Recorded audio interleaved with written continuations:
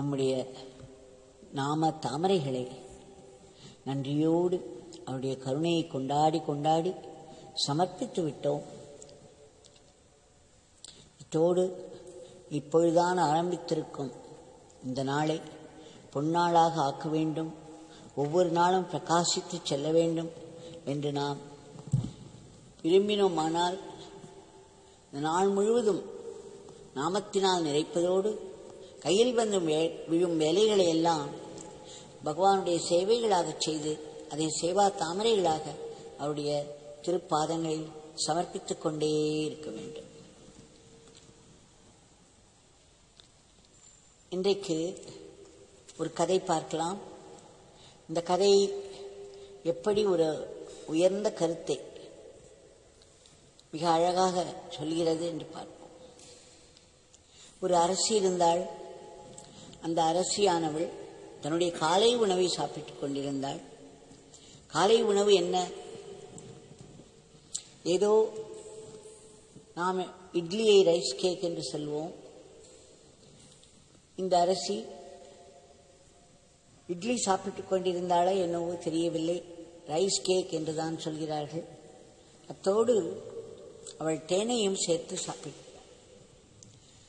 அவள் கூடவே அவளுடைய ஆலோசகர் நின்று கொண்டிருக்கிறார். அப்பொழுது அந்த அரசியானவள் அவளுடைய மாளிகையினுடைய உயர் மாடி கட்டிடத்திலிருந்து சாப்பிட்டுக் கொண்டே கீழே தெருவை பார்க்கிறாள். அந்த தெருவிலே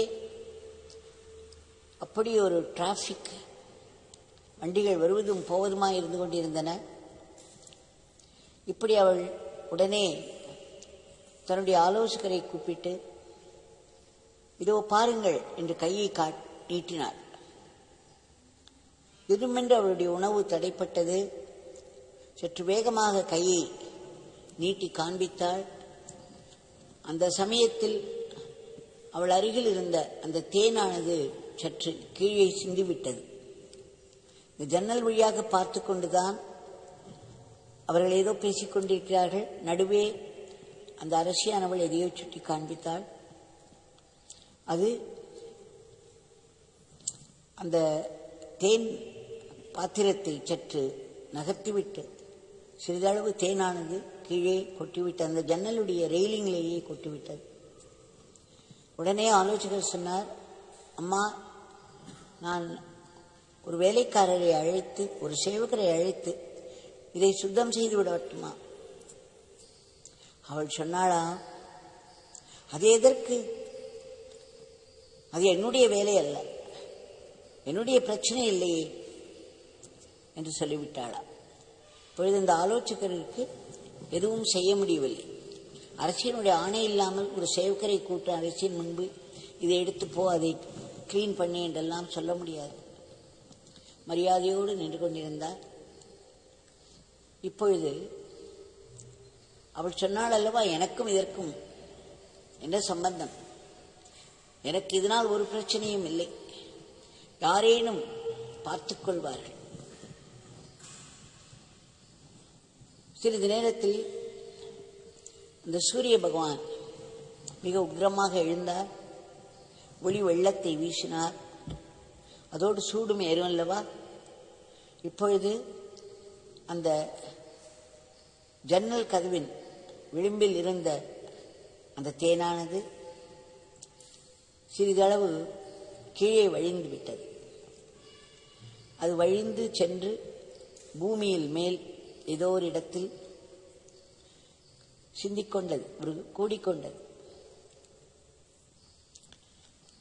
இப்பொழுது இதை பார்த்து அந்த ஆலோசகர் சொன்னார், அம்மா, இங்கிருந்த தேன் இப்பொழுது வழிந்து ஓடி அந்த வீதியில் விழுந்து விட்டது. நான் யாரையாவது ஒரு சேவகரை அழைத்து அதை சுத்தம் செய்ய சொல்லட்டுமா? அவள் வேண்டாம் என்பது போல் தலையசைத்து சொன்னாள், எனக்கும் இதற்கும் என்ன சம்பந்தம்? யாரேனும் வந்து பார்த்துக் கொள்வார்கள். அவர் பேசாமல் இருந்து விட்டார். வேற என்ன செய்வது?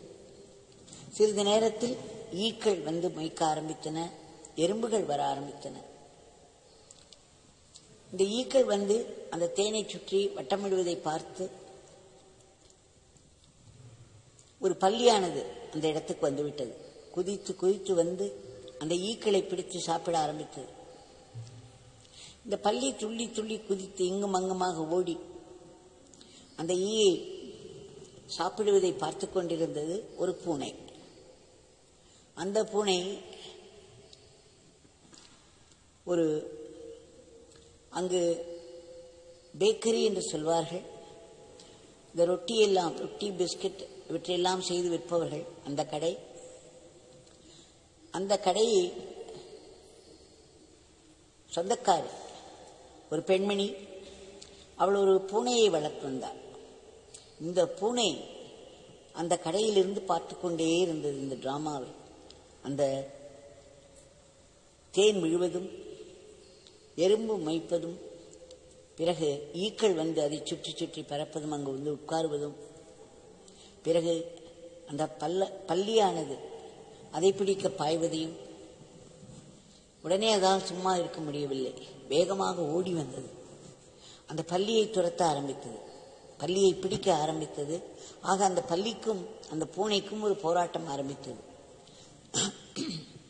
இப்பொழுது அடுத்தாற்போல் ஒரு புச்சருடைய ஒரு கசாப்பு கடைக்காரர், அந்த கசாப்பு கடைக்காரர் ஒரு நாய் வளர்த்து வந்தார். அந்த நாய் இந்த பூனை விரைந்து ஓடுவதை பார்த்தது. அது சும்மா இருக்குமா? உடனே அது வேகமாக ஓடிவர ஆரம்பித்தது, இந்த பூனையை துரத்த ஆரம்பித்தது. இப்பொழுது இந்த பூனைக்கும் நாய்க்கும் ஒரு சண்டை வந்துவிட்டது.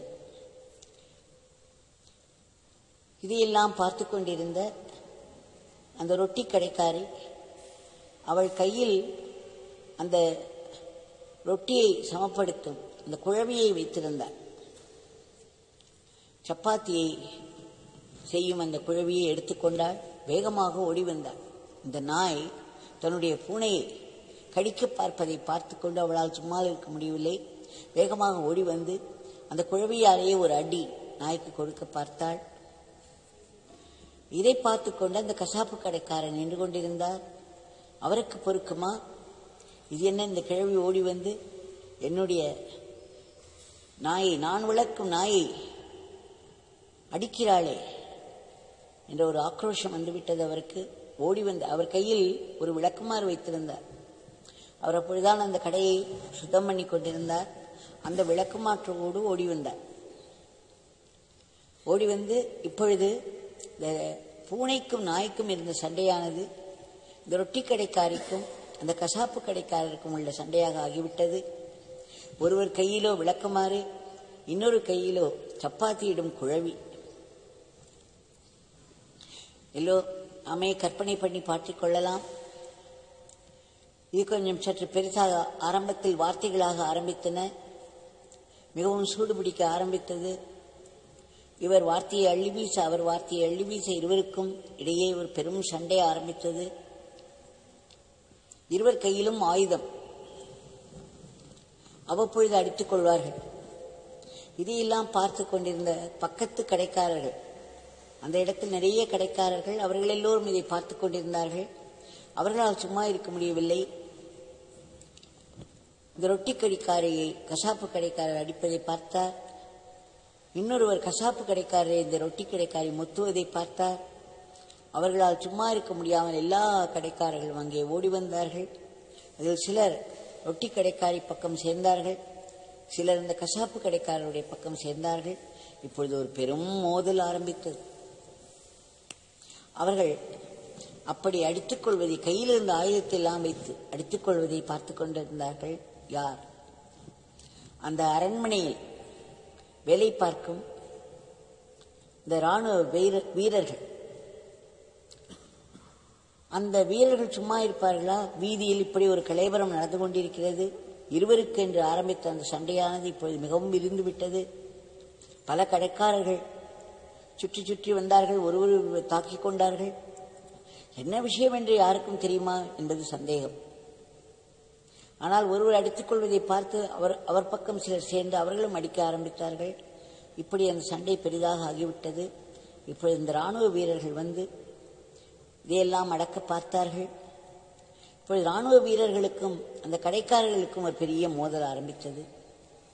இதில் ஒரு கடைக்காரர் சற்று தள்ளி இருந்து பார்த்து கொண்டிருந்தவர் மிகவும் ஆக்ரோஷத்தோடு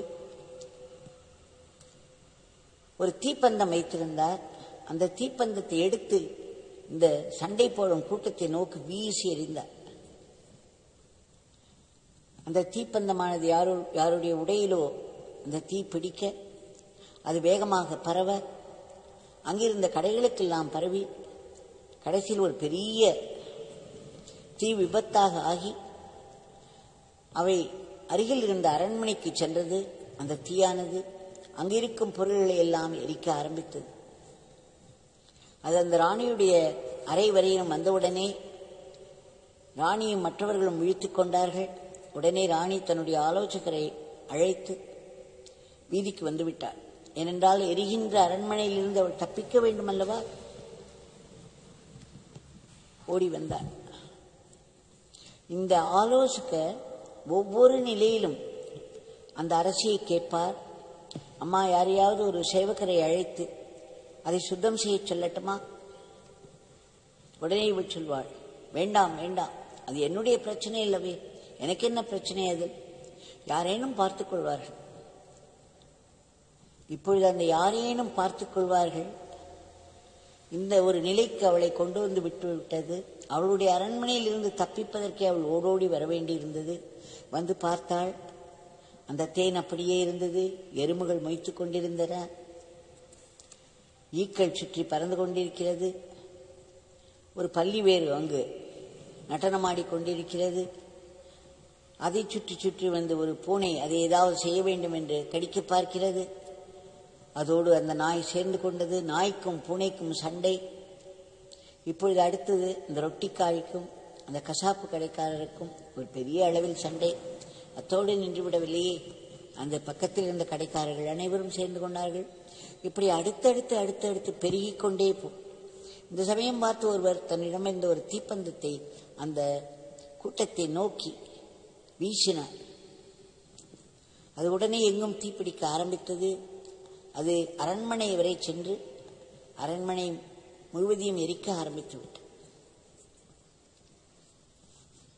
இது அத்தனையும் ஒன்றொன்றாய் பார்த்து கொண்டிருந்த அந்த அரசி சொன்னாளாம், ஐயோ, நான் ஆரம்பத்திலேயே நீங்கள் சொன்னீர்களே அதை உடனே துடைத்து விடலாம் என்று நான் கேட்காமல் விட்டேன், எனக்கும் அதற்கு சம்பந்தம் இல்லை என்று சொல்லிக்கொண்டே யாரேனும் அதை சுத்தப்படுத்துவார்கள் என்று சொன்னேன். ஆனால் யாருமே அதை சுத்தப்படுத்துவதற்கு வரவில்லை. அது நான் என்னுடைய பிரச்சனை என்று ஏற்றுக்கொள்ளவும் இல்லை. அதனால் இன்றைக்கு எப்பேற்பட்ட ஒரு விபரீதம் நேர்ந்து விட்டது. என்னுடைய அஸ்ரத்தையினால், என்னுடைய கேர்லெஸ்னஸ் இப்படி இந்த மாதிரி ஒரு பெரிய ஒரு சிச்சுவேஷனில் கொண்டு வந்து விட்டுவிட்டது என்று மனம் நொந்தாள். அதன் பிறகு அவளுடைய வாழ்க்கையில் அவள் எதையுமே இது என்னுடைய பிரச்சனை அல்ல, இது என்னுடைய பிரச்சனை அல்ல, வேறு யாரேனும் பார்த்துக் கொள்வார்கள் என்று சொல்வதை விட்டுவிட்டாள். இந்த கதையை கேட்கும் நாமும் எத்தனையோ முறை அதை செய்து கொண்டிருக்கிறோம். இதற்கும் எனக்கும் என்ன சம்பந்தம்? இது என்னுடைய பிரச்சனை அல்ல, வேறு யாரேனும் பார்த்துக் கொள்வார்கள். இப்படி வேறு யாரேனும் பார்த்துக் கொள்வார்கள் என்பது தலைக்கு தலை போய்கொண்டிருக்கிறது. இதனால் பெரும் நஷ்டம் நமக்கும் ஏற்படும். ஆக இதை நாம் பிடித்துக் கொள்ள வேண்டும். எந்த ஒரு பிரச்சனையும் ஆரம்பிக்கும் பொழுதே அதை ஆரம்பிக்க விடாமல் ஒரு நிமிடத்தில் அதை சரி செய்து விடலாம். ஆனால் அந்த பிரச்சனையை கவனிக்காமல் இது என்னுடைய பிரச்சனை அல்ல என்று விட்டுவிட்டோமானால் அது பெருமளவில் பரவி கடைசியில் நம்மையே வந்து பாதிக்கும் நிலை ஏற்படுகிறது. இந்த கதையை நாம் மனதில் கொள்வோம். இன்றைய பிரார்த்தனையை பகவானுடைய பாதங்களில் சமர்ப்பிப்போம். எனக்கு ஒன்று ஞாபகம் வருகிறது. பகவான் சுதாமாவிற்கு வந்த புதிதில்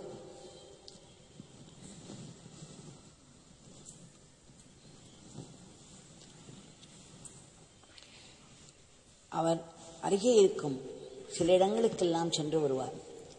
அந்த இடத்தில் ஏதே ஒரு கலைவரம் நடந்திருக்கும் அல்லது முரண்பாடான ஏதோ ஒரு பிரச்சனை அங்கு இருக்கும். ஒவ்வொரு இடமாக சென்று அந்த இடத்தில் சிறிது நேரம் உட்கார்ந்து ஸ்மோக் செய்துவிட்டு வருவார், அல்லது அங்கு உள்ளவர்களிடம் பேசி அவர்களை எல்லாம் ஆசீர்வதித்து விட்டு வருவார். சதா சண்டை போட்டுக் கொண்டிருந்த ஒரு குடும்பத்தார் அருகில் வசித்து வந்தார்கள். அவர்கள் வீட்டுக்கு அவர் கூப்பிடாமலேயே சென்று அவர்களையெல்லாம், இந்த கணவன் மனைவி குழந்தைகளை எல்லாம் ஆசீர்வதித்தார். பிறகு அந்த சண்டையெல்லாம் நடந்து போய்விட்டது. அவர்கள் அடிக்கடி பகவானுடைய பக்தர்களாக வந்து அவரை தரிசித்துக் கொண்டிருந்தார்கள். அதன் பிறகு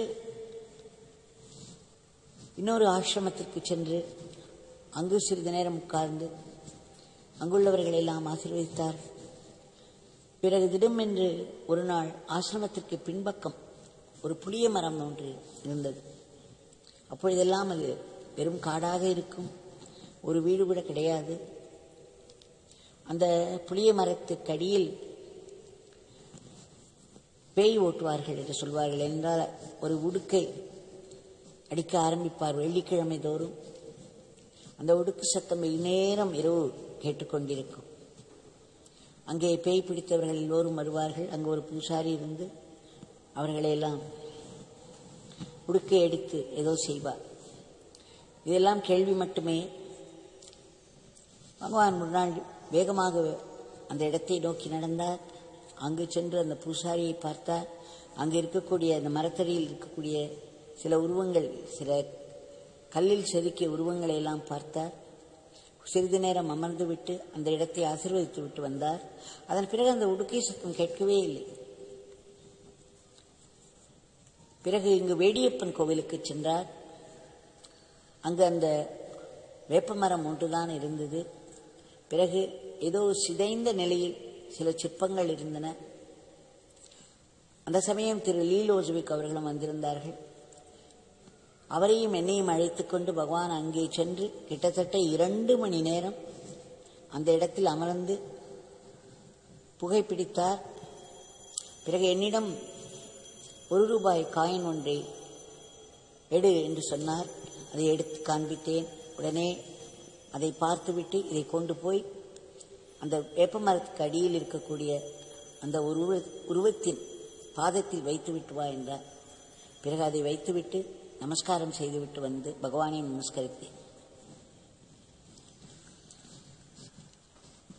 அப்பொழுது எனக்கு தோன்றியது, ஆங்காங்கு உள்ள முரண்பாடுகளை எல்லாம் அவர் சரி செய்து அந்த இடத்தில் பிரச்சனைகள் எழவிடாமல் ஆசீர்வதித்து விட்டு வந்தார். மகாத்மாக்களுக்கு எல்லோருடைய பிரச்சனைகளும் அவர்களுடைய பிரச்சனைகள். இந்த அம்மா அரசி சொன்னாள் அல்லவா, அது என்னுடைய பிரச்சனை அல்ல. நாம் எல்லோரும் நம் வீட்டில் ஒரு பிரச்சனை இருந்தால் கூட அது நம்முடைய பிரச்சனை இல்லை என்பது போல் நடந்து கொள்வோம். ஆனால் மகாத்மாக்களுக்கு ஒவ்வொருவருடைய பிரச்சனையும் அவர்களுடைய பிரச்சனை தான். அதற்கேற்றாற் போல் அந்தந்த இடத்தில் சென்று அதை சரி செய்வார்கள். சில சமயம் பகவான் அந்த வராண்டாவில் உட்கார்ந்திருக்கும் பொழுது எனக்கு சில தோற்றங்கள் மனதிற்கு வரும். பகவான் வெவ்வேறு புதிய இடங்களில் உட்கார்ந்து அந்த இடத்தில் ஆங்காங்கு சென்று ஆசீர்வதிப்பது போல் மனதிற்கு வரும். அவரை பார்த்தால் அவர் மிகவும் தீவிரமாக புகைத்துக் கொண்டிருப்பார். கண்கள் மேலே செருகியிருக்கும். அவர் இருக்கும் நிலையே வேறு விதமாக இருக்கும். ஆக நாம் மனம் மேலே போக போக, நாம் சாத்வீகமாக ஆக ஆக மற்றவர்களுடைய துன்பங்களும் துயரங்களும் கூட நம் மனதை பாதிக்க ஆரம்பித்துவிடும். அது நம்முடைய பிரச்சனைகளாகவும் நம்முடைய துன்பமாகவும் துயரமாகவும் ஆகுவதை நாம் பார்ப்போம். இந்த மகாத்மாவினுடைய நிலையில் இந்த உலகத்தில் உள்ள அத்தனை பிரச்சனைகளும் அவர்களுடையதாக இருக்கும். அவர்கள் காஸ்மிக் பீயிங், பிரபஞ்ச நாயக்கர்களாக இருப்பதால் இந்த பிரபஞ்சமே அவர்கள் சீர் செய்ய வேண்டி வரும். பகவான் ஒரு முறை சொல்லியிருக்கிறார், we are the custodians of the divine plan. இறைவனுடைய திட்டத்தில் நடக்கக்கூடிய பல நிகழ்ச்சிகள் சரியாக நடக்க வேண்டும், அதற்கு காப்பாளர்களாக இவர்கள் இருப்பார்கள் போல. இன்றைய பிரார்த்தனை அந்த பிரபஞ்ச நாயகனிடம் நாம் வேண்டிக் கொள்வோம். அவரால் தான் இதையெல்லாம் சரி செய்ய முடியும். பகவான் தங்களிடம் மீண்டும் மீண்டும் கெஞ்சி வேண்டிக் கொள்கிறோம், கோட்டி கோட்டி முறை வேண்டிக் கொள்கிறோம். தாங்கள் உடனடியாக குறுக்கிட்டு பெரும் கருணையோடு இந்த உலகத்தின் போக்கை முற்றிலும் மாற்ற வேண்டும். இன்றைக்கு வன்முறை சம்பவங்கள் அதிகமாகிக் கொண்டே போகிறது, மனம் பதைபதைக்க வைக்கிறது. தாங்கள் பெரும் கருணையோடு இந்த உலகத்தில் மீண்டும் அமைதி, சமாதானம், ஒற்றுமை, ஒழுங்கு, கட்டுப்பாடு, நல்லிணக்கம் இவற்றையெல்லாம் மக்களிடையே கொண்டு வந்து மக்கள் ஒரு தார்மீக வாழ்க்கை வாழ வேண்டும், இறைவனின் நினைவோடு வாழ வேண்டும். ஏற்கனவே நடந்து கொண்டிருக்கும் இந்த வன்முறை போர்களெல்லாம் தாங்கள் நிறுத்தச் செய்து அமைதியும் சமாதானத்தையும் நிலவச் செய்ய வேண்டும். அதேபோல் இந்த உலகம் முழுவதையும் தாங்கள் ஆசீர்வதித்து யாருடைய மனதிலும் போர் என்ற எண்ணமே எழாமல் செய்ய வேண்டும் என்று கோட்டி கோட்டி முறை நாங்கள் வேண்டிக் கொள்கிறோம். அத்துடன் திரும் என்று நம்மை தாக்கும் கொடிய நோய்கள், வன்முறை மிக்க இயற்கையின் சீற்றங்கள், கோர விபத்துக்கள் இவற்றையும் தாங்கள் கட்டுக்குள் வைக்க வேண்டும். எல்லாவற்றிற்கும் மேல் மக்கள் மனதில் உள்ள எதிர்மறை எண்ணங்களை எல்லாம் நாங்கள் முற்றிலும் அழிக்க வேண்டும். மக்களுடைய அசுர எண்ணங்கள் தான் இன்றைய வன்முறைக்கு காரணம். யார் எந்த நாட்டைச் சேர்ந்தவர்களாக இருந்தாலும் சரி, எந்த மதத்தை தழுவினவர்களாக இருந்தாலும் சரி, எல்லோரும் அவரவர் ஊழ்வினைகளுக்கு கட்டுப்பட்டவர்களே. அந்த ஊழ்வினையானது பலன் கொடுக்க ஆரம்பிக்கும் பொழுது ஏதேதோ துன்பங்களில் சிக்கி உதவியின்றி பாதுகாப்பின்றி தவிக்க ஆரம்பித்து வருகிறார். இந்த கர்ம விதியானது மிகவும் துல்லியமாக செயல்படும், கடுமையாக செயல்படும். அவதாரங்களை கூட அது விட்டு வைப்பதில்லை. ஆனால் இதற்கெல்லாம் மேலே காரணமற்ற கருணை என்ற ஒன்று கடவுளிடம் இருக்கிறதல்லவா? அவருடைய பேர் அன்பினால் உருவாகும் இந்த காரணமற்ற கருணையை நாம் வேண்டிக் கொள்வோம். பகவான் தங்களுடைய பெரும் தன்மை, பெரும் கருணை இந்த உலகத்தில் யார் யாருக்கெல்லாம் பெரும் துன்பம் நேரிட்டு மிகவும் கஷ்டத்தில் சிக்கிக் கொண்டிருக்கிறார்களோ அவர்களுக்கெல்லாம் எட்டி அவர்களுக்கு ஒரு உதவியும் பாதுகாப்பும் கிடைக்க வேண்டும். சுயநலமின்றி மற்றவர்களுக்காக எப்பொழுதும் உழைத்துக் கொண்டிருக்கும் நல்ல ஆத்மாக்களை பழி பாவங்களிலிருந்து தாங்கள் காப்பாற்ற வேண்டும். நாட்டின் பொருளாதாரத்திற்கு ஒரு பெரிய ஏற்றத்தை தந்து நாடு பல துறைகளிலும் முன்னேறி உயர்ந்த நிலையில் விஸ்வகுருவாக இருந்த இந்த உலகத்தையே தர்மத்தின் வழியில் நடத்தி செல்ல வேண்டும். உங்களுடைய திவ்யமங்கள நாமத்தை நாங்கள் இடைவிடாது சொல்ல வேண்டும், ஆனந்தமாக சொல்ல வேண்டும். தங்களுடைய லீலைகளையும் உபதேசங்களையும் திரும்ப திரும்ப மனதிற்கு கொண்டு வந்து அதையெல்லாம் ஆத்மசக்தியாக ஆக்கிக்கொள்ள வேண்டும். தங்களுடைய கைகளிலே நாங்கள் சாத்வீக கருவிகளாக மட்டுமே இயங்க வேண்டும். தப்பித்தவரை கூட ராட்சச கருவிகளாக ஆகிவிடக்கூடாது. எங்களுடைய அன்றாட வாழ்க்கையை தங்களுக்கு அர்ப்பணமாக செய்து வர வேண்டும். மாயையின் பிடிக்குள் சிக்கிவிடக்கூடாது. தங்களுடைய பேரானந்த பிரம்மானந்த நிலை எங்களுக்கும் கிட்ட வேண்டும் என்று ஆத்மார்த்தமாய் மீண்டும் மீண்டும் வேண்டிக் கொள்கிறோம். ஆனால் அதற்கு எங்கள் மனம் தூய்மையாக வேண்டுமே. என்ன செய்ய வேண்டும்? மனதில் இப்பொழுது ஆசா பாசங்கள் காடு போல் மண்டி கிடக்கின்றது. அது தவிர பூர்வ ஜென்ம வாசனைகள் எல்லாம் இருக்கிறது. அதனால் என்ன ஆகும்? மனமானது பெரிதும் பலவிதமான உணர்ச்சிகளால் அலைக்கழிக்கப்படுகிறது. திடும் என்று ஒரு பயம் வரும். ஏன் பயப்படுகிறோம், எதற்கு பயப்படுகிறோம் ஒன்றும் தெரியாது. அந்த பயம் நம்மை மீறி சென்று சில சமயம் ஆட்கொல்லியாக கூட மாறிவிடுவது உண்டு. அதேபோல் கொடிய கோபம், தீ போன்ற வார்த்தைகள் கொட்டுவது, பொறாமை, பச்சரிப்பு, காமம், எல்லாவற்றிற்கு மேல் சதா துக்கம் கொண்டாடி கொண்டிருப்பது, தம்மை மற்றவர்களோடு ஒப்பிட்டுக் கொள்வது, எத்தனை ஆசீர்வாதங்கள் நமக்கு இருந்தாலும் இல்லாத ஒன்றை பிடித்துக்கொண்டு அதற்காக துக்கப்பட்டு அந்த பளு தாங்காமல் மனம் அழுந்தி கடைசியில் அது உளைச்சலில் போய்விடும். பிறகு மருந்து உண்டு, வாழ்க்கையாக மாறிவிடும். பகவான் சொல்கிறார், இறைவனுடைய நாமம் வல்லமை மிக்க ஒரு ஆயுதம். அது நம்முடைய பாபங்களை எல்லாம் அழிக்க வல்லது. நம் மனதிலே உள்ள வாசனைகளையும் அழிக்க வல்லது. மனதை தூய்மைப்படுத்த செய்யும். தங்களுடைய திவ்யமங்கள நாமத்தில் நாங்கள் அடைக்கலம் கொள்கிறோம். விரைவிலேயே எங்கள் மனம் தூய்மையாக வேண்டும் என்று தங்களிடம் பிரார்த்தித்துக் கொள்கிறோம். இந்த உலகத்தில் நாங்கள் எங்கு இருந்தாலும் என்ன வேலை எங்கள் கையில் வந்து விழுந்தாலும் அவையெல்லாம் தங்களுடைய வேலைகள். அதை உணர்ந்து அதை தங்களுடைய சேவையாக ஆனந்தமாக போட்டி பொறாமை பொச்சரிப்பின்றி செய்து வந்தோமானால் அவை ஒவ்வொன்றும் ஆத்ம சக்தியாக மாறுவதை பார்க்கலாம். வாழ்க்கை என்ன கொண்டு வந்து கொடுக்கிறதோ சுக்கமோ துக்கமோ இவை அனைத்தும் தங்களுடைய சங்கல்பத்தினால் வருகிறது. அது எங்களுடைய கர்ம வினைப்பயனாகவும் வருகிறது. ஆக எதுவானாலும் அது தங்களிடமிருந்து வருவதனால் கண்டிப்பாக அது ஆசீர்வாதமாக மட்டும்தான் இருக்க முடியும். அது தண்டனையாக இருந்தால் கூட அதில் ஒரு சூக்ஷ்மம் இருக்கும். அந்த தண்டனையை நாம் அப்படியே ஆசீர்வாதமாக ஏற்றுக்கொண்டோமானால் அது எப்படிப்பட்ட ஒரு ஆசீர்வாதம் என்று நமக்கு காட்டிக் கொடுத்துவிடும். இந்த தண்டனையானது நம்மை புண்படுத்த வைத்து நாம் கீழே விழுந்து விடாமல் நம்மை பண்படுத்த விட்டோமானால் இறைவனிடம் நெருக்கம் கூடும், ஆன்மீக முன்னேற்றம் ஏற்படும். ஒவ்வொரு துன்பமும் துயரமும் ஒரு உயர் ஞானமாகி நம்முடைய மனதை வேறொன்று ஆரம்பித்துவிடும், மனம் தூய்மையாகிவிடும். தங்களிடம் நாங்கள் எப்பொழுதும் நன்றியோடு இருக்க வேண்டும். உலகத்தில் உள்ள ஜீவராசிகள் அனைத்தும் தங்களுடைய கருணையை பெற்று அவைகளுக்கெல்லாம் ஒரு முன்னேற்றம் வர வேண்டும். இறுதியாக அந்த கொடிய பிறப்பிறப்பு சுழலில் இருந்து நாங்கள் முற்றிலும் விடுபட வேண்டும். இதற்கு என்ன செய்ய வேண்டும்? நம்முடைய சுயநலம், அகம்பாவம் இதை தாங்கள் முற்றிலும் அகற்றி ஆத்மபாவத்தை ஓங்கச் செய்து மரணமில்லா பெருவாழ்வு எல்லோருக்கும் கிட்ட வேண்டும் என்று ஆத்மாத்மாய் மீண்டும் மீண்டும் மீண்டும் வேண்டிக் கொள்கிறோம். வேண்டிக் கொண்டே இருப்போம். ஜெய் ஸ்ரீராம்.